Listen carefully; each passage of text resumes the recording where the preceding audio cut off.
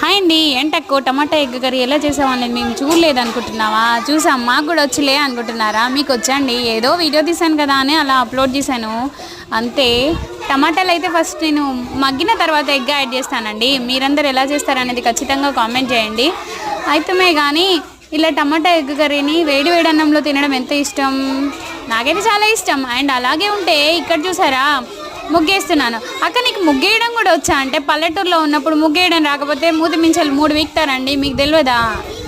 ఖచ్చితంగా ఇదైతే మేము గోర్ల ముగ్గు అంటాం, మీ సైడ్ ఏమంటారో ఖచ్చితంగా కామెంట్ చేయండి. నేనైతే చాలా బాగా వేస్తాను ఈ గోర్ల ముగ్గు అని నేను అనుకుంటానండి. మీరు చూసిన తర్వాత మీరేమంటారు అనేది ఖచ్చితంగా కామెంట్ చేయండి.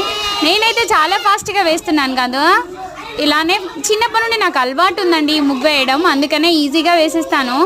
కానీ ఇలా వేసే ముగ్గు కంటే చేత్తో వేసే ముగ్గు వేరే డిఫరెంట్గా ఉంటుంది. ఇంకా సంక్రాంతి ముగ్గులు కూడా వేరే ఉంటాయి కదా.